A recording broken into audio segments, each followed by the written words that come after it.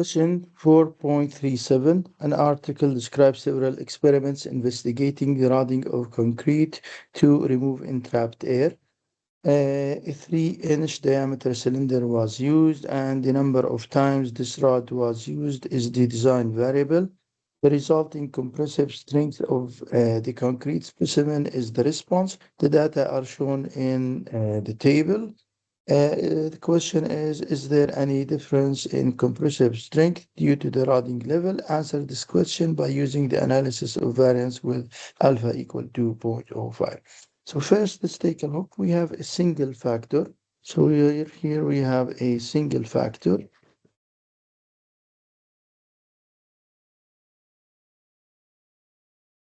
which is the rodding level. And this factor is run at 4 levels. So A is equal to 4. And every level we collected 3 specimens. So we have N is equal to 3. So we start by stating the hypothesis. The null hypothesis is basically mu 10 is equal to mu 15 is equal to mu 20 equal to mu 25. And of course, the alternative is that at least I have one pair. Mu I is not equal to mu j for at least one pair. Okay?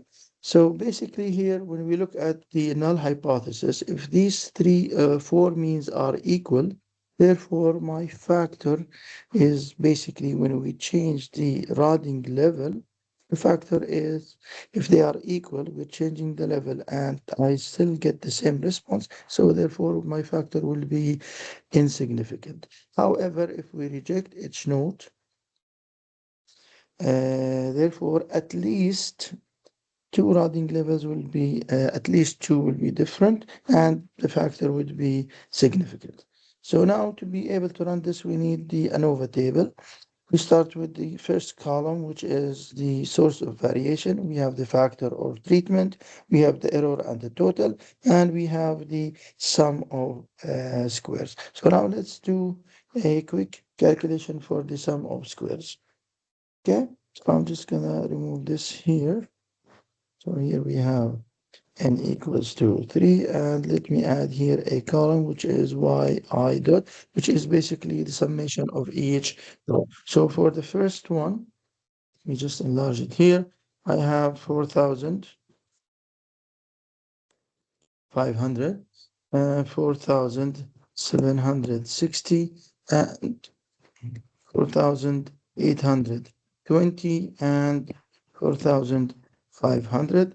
And if I sum all these rows, I will get y dot dot, which is 18,580. Okay? So now let's try to calculate SS total. SS total is basically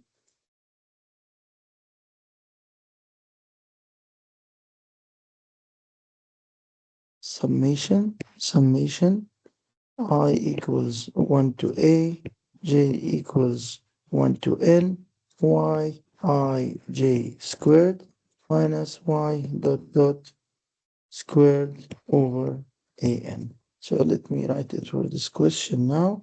The summation is I 1 to 4. The summation is J 1 to 3. And we have Y I J squared minus y dot dot squared divided by an. A is 4, n is 3, so that's divided by 12. Okay, so now basically what we need to do is we need to take each individual value here and square it and then sum all of them. So here I have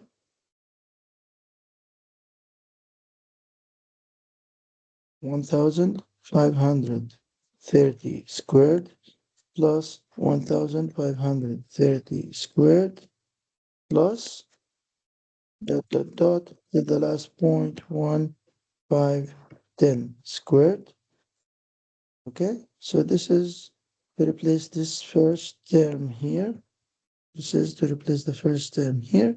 Now we have minus y dot dot, which is 18,580. Let me just make this clear. This is 18,580 squared divided by 4 times 3, which is equal to 12. So this is approximately equal to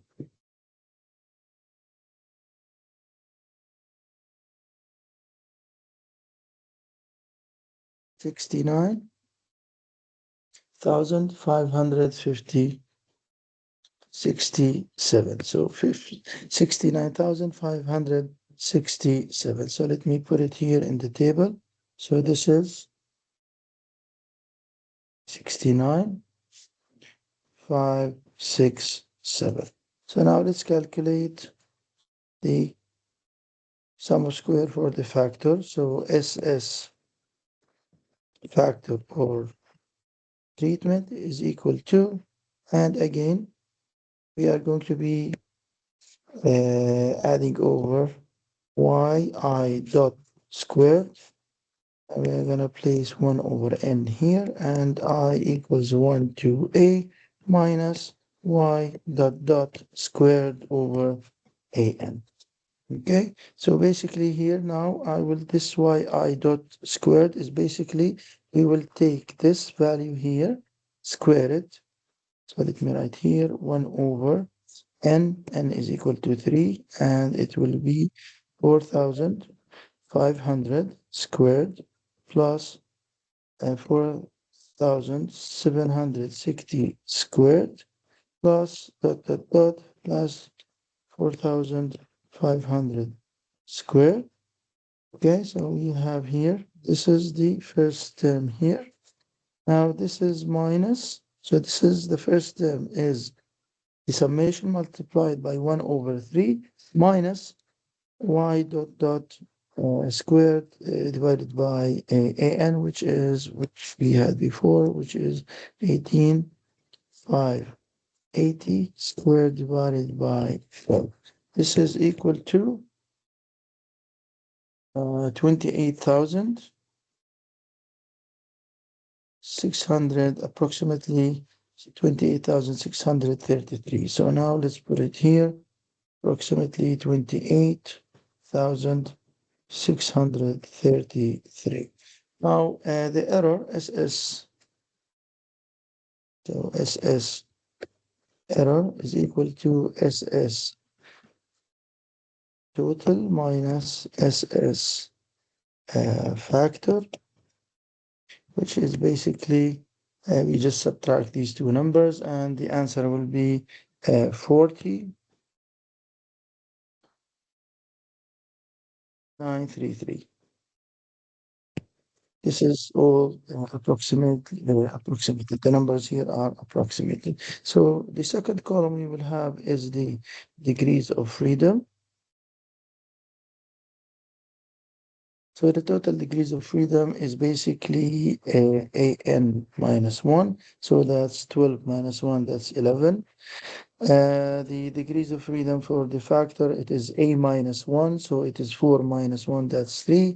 And for the error, 8 is left. So now we calculate the mean square.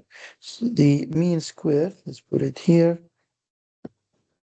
Mean square for the factor is equal to basically SS for the factor, sum square for the factor, divided by the degrees of freedom. So let's do it here.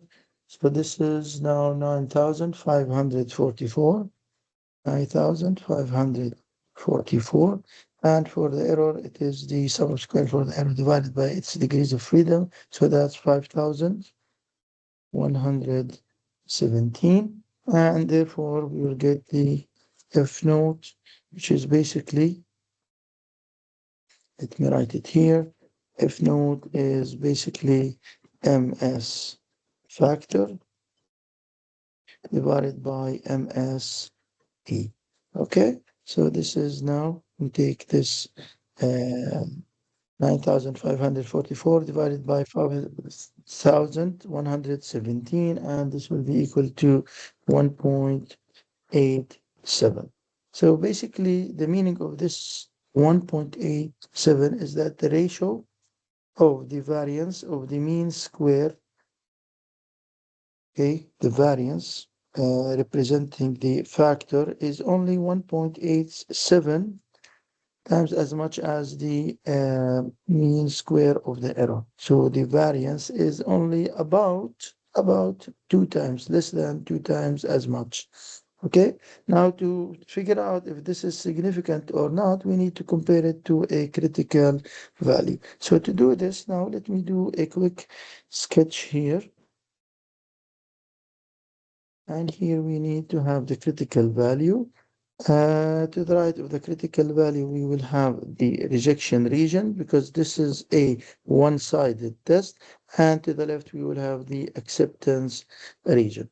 So now the critical value is f.05 with the degrees of freedom for the numerator, which is 3, degrees of freedom for the denominator, which is 8.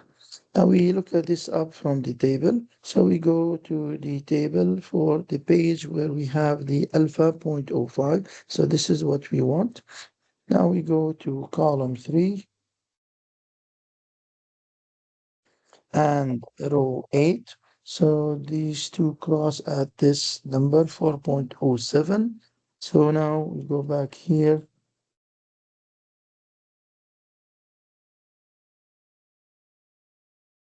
So this is 4.07. Now let's take a look at our test statistic. So the test statistic here is 1.87. 1.87, it falls in the acceptance region.